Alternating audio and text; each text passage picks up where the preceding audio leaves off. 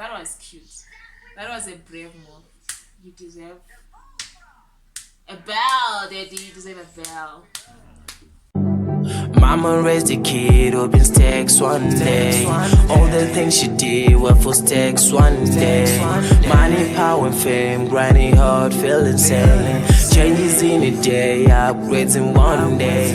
Changes, changes.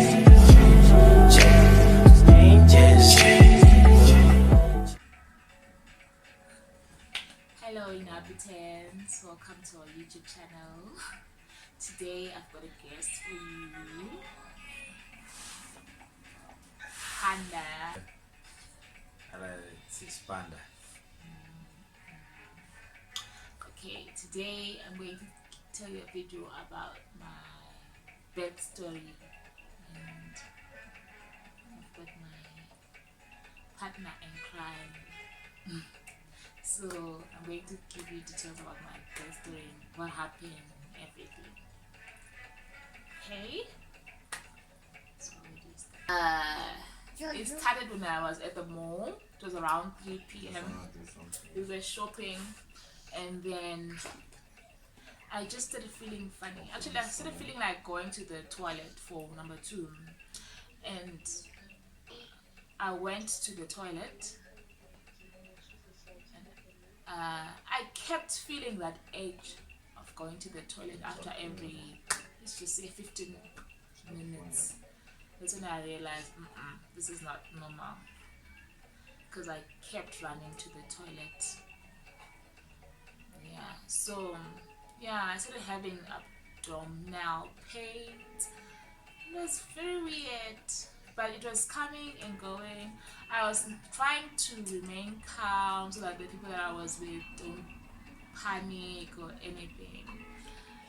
So I was pretending. Each time I felt the pain, I had to leave them and come back when I was fine.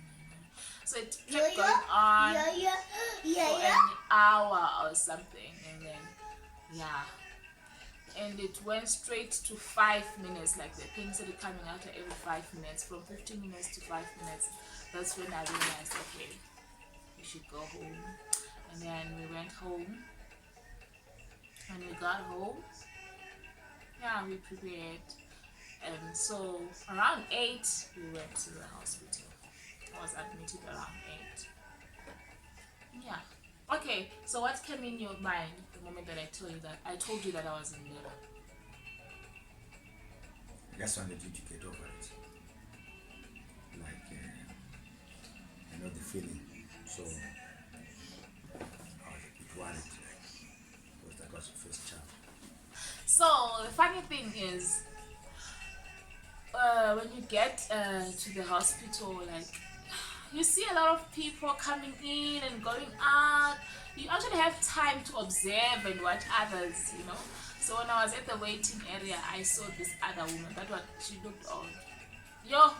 She was so dramatic. Actually, to me, I thought she was being dramatic because I was still fine. And she was on the floor. She was screaming. It was, our labor is fun sometimes. As I was seated at the bench, I would see others coming in and leaving with their babies. Like, other people literally come for 2 hours or 4 hours and they're done, and you are seated there, you're just in pain. The pain is coming and going, and then others were falling asleep. Like the hospital was full, so I couldn't get a bed, so we were like 4 ladies at the waiting area, and others were falling asleep. I'm wondering, how are they sleeping? Because I couldn't even close my eyes. The moment you start falling asleep, the pain comes. Like, it was coming after every 3 minutes. So I saw the whole night going through. And of course, I was calling someone throughout the night. Funny part is when because I was like, sleeping, I'm going to work tomorrow. Really? Is that fair? I know it's not fair, but it's time to sleep. It's time to sleep when someone is in labor. I know it's supposed to answer.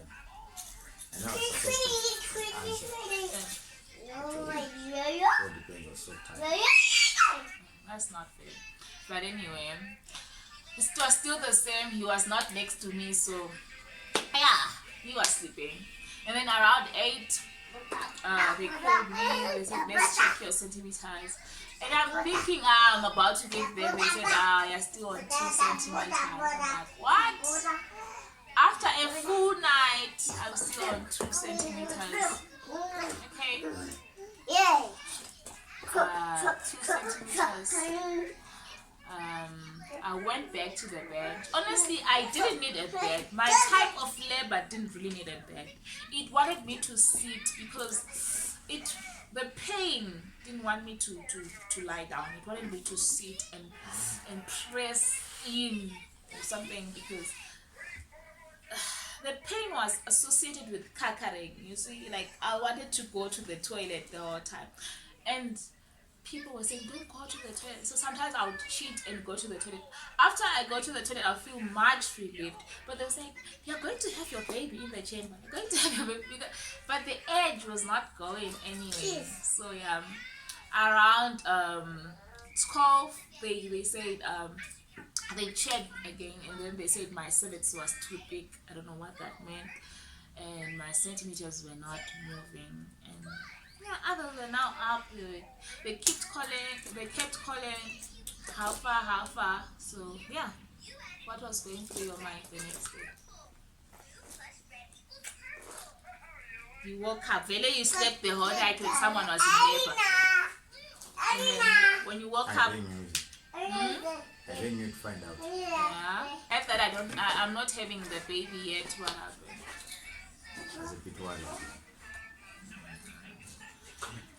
Yeah, he was now panicking. Let me tell you why he was now panicking. Because he was now regretting his decision. Actually, it was not his decision, our decision for me to go to a public hospital now, because I was thinking maybe they are not doing their job or anything. And then yeah, so from 12 they said my next checkup is at 4. So imagine, no one was checking me in between. Up until 4, that's when they were saying the doctor might come through and check me to see if I should have a C-section. And what was going through your mind that time now? So guys, I was worried that it's C-section. What's going to happen and stuff. It takes time. So I know in hospitals it's different. People are different. I was a bit worried about the situation myself. But I think that was it. So yeah. Okay, and then so that to check my heartbeat if the baby was still fine, and my heartbeat was okay. But the worst part, remember I told you my labor didn't want me to lie down, and then they'll make you lie down for about 30 minutes on that heartbeat machine. It was horrible to keep lying down with your left side, and when my labor contractions come, the pain is unbearable. It wanted me to sit, not lie down, and I couldn't sit when I'm on that machine. It was so bad. It was bad. And then right about that time, that's when my water broke. Yeah. Okay. When we are watching the movies, all the time it's the water that breaks when someone gets into labor. But mine, it was opposite. My water only broke 18 hours later. Not the water breaking when people rush to the hospital. That's when my water broke. And then I went back to sit on the bench, and when I was seated there, my friend called and she was like, are you still in labor? And then I said yes. She said, you know what, I'm sneaking in. She got inside, and then she brought me a Coca-Cola. She said, this helped me. Drink it fast, just drink it. And then I drank a whole bottle of Coca-Cola. As soon as I finished drinking that Coca-Cola, I felt the baby coming. And I was talking to my mom. She was praying for me. She was now worried. She was thinking, no, this is a matter of life and death. Anything can happen. I said, I can feel the baby now. She said, what? I said, I want kaka right now. I want to go to the toilet. She said, you want to go to the toilet? Then she said, go and tell the nurse. I walked to the nurse's office and I said, I want to kaka. She said, what? I said, I want to go to the toilet right now. I was so aggressive and angry. She said, okay, lie on the bed. And then she checked. She said, oh shit, the baby is here. And then she said, okay, fine. Let's go to the labor room. The labor room was only 2 doors away, but from that to the labor room, it was like 3 streets for me. I couldn't walk anymore. And then they took a wheelchair. And then we got inside. And then she said, you can remove your clothes. And then I just took my dress. I was so ready and tired. I took my dress, I threw it on top of the cabinet. I was just not having it anymore. Then I went on top of the bed, which is like, you can kaka now. I said, what? She said, kaka. You said you wanted to kaka, you can kaka. And then I said, okay. Aye. You know, when someone tells you to kaka, you won't kaka. Then she said, you can kaka now. It wasn't happening. Then she said, okay, push. I screamed. She said, hey, sissy, stop screaming. You're wasting your energy. I looked at her. And I'm feeling the pain. She's telling me not to scream. I screamed again, and then the baby was out. And then, yeah, I was so relieved. Then she gave me the baby. She's like, here's your baby. I didn't even want to look at him. I hated the baby. I didn't want anything to do with him anymore. Like, I felt, oh yeah. And then they put the baby away. He was being dressed and everything. And that's when I realized, oh, I had my phone next to me. I wanted to capture the whole moment. But when I was right at the moment, you don't even think about your phone. And that was around 3:50. And then somebody called. It's like, I just spoke to the doctor. He said he's sending an ambulance for you. I'm like, dude, you are too late. The baby is here already. Like, what? Thank God. I'm so relieved. Oh yeah. When I had the baby there, I was so excited. And I said, at least I thought it was going to be a cesarean because if you look at the person who was carrying the baby, you'd be wondering if this person gonna push or whatever. I was a bit worried, like I said, this is a straight cesarean. So, but it worked out good. And then the baby came out. Real glad now the boy is here now. It's only when they started teaching me when I realized, oh, okay, I now have a baby. The pain was gone. My mind started coming back to normal. I started looking at the baby from afar. I couldn't wait to hold him now. Like when they gave me back my baby, that's when I started bonding. At first, I was not in the mood. Now I got a bed. Now that I had a baby, they said there's a bed available for you. When I got to the bed, they changed my baby for me. And then, yeah, he latched right away. He knew his thing. We put it on the boob, then he was sucking. But unfortunately, there was no milk yet, and it took me 2 days to start having the milk come out. They gave me some pills and everything. So, mommy, don't get worried when your milk is not coming out. You know, those funny things that they say, hey, if your milk doesn't come out, you have to confess and whatnot. That's a lie. That's just a myth. Those things happen. And yeah. Okay. And then, yeah. We got discharged the next day. I was a mother. And then he only got to see baby 8 months later. How is that for you? How does it feel not seeing him? First, that's the part that I want you to answer. It's very painful. How is it painful? But you are not there. And the baby grows until 8 months. And you know dada. So that's how it is. Because I don't live local. That's the problem. No, what can we do if you're a soldier? You have to go and work, you know. So how was your first time experience when you saw the baby? It was very... I saw Pipi. Boy like he knew me a long time ago. Because I used to speak to him. video and everything. Yes, I used to speak with Pipi every time. Up to today. Yes. I'll tell you what he did. When you saw him, I saw her. you looked at him Yeah. from the bottom to the top. He was looking at his toes, his ears, his hair, and he was like, Everything. I think I know who he looks like. I laughed. But yeah, it was so cute.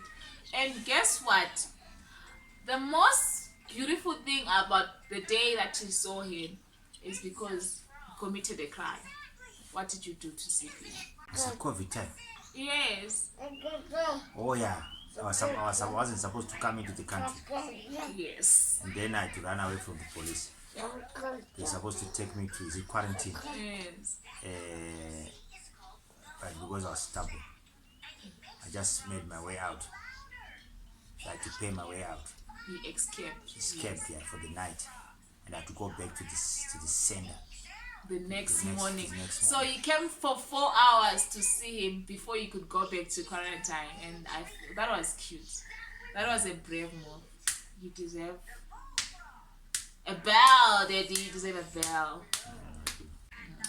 Okay, this is my bed story, and this is a picture of having my pregnancy journey ends here, like being pregnant alone and having your partner or support via the phone or a long distance baby situation. It was, yeah.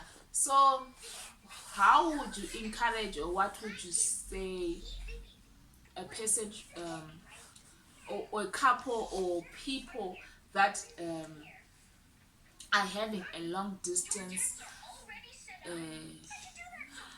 pregnancy? I don't know how to put it, but what would you advise them? What would you tell them? I would advise people when a woman can be pregnant for a certain period, but when you know the baby is due, I think you should be around. Probably just try by almost to be around that month, 2 months, and then if the baby's out and everything, get ready, and then probably can go back. But if you miscalculate your days and then if you are not there, then I think it's a problem. So I would advise people to try by almost to be there.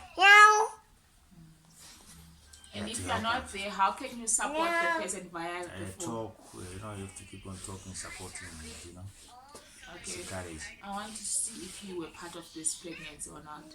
What was my favorite craving? Sad.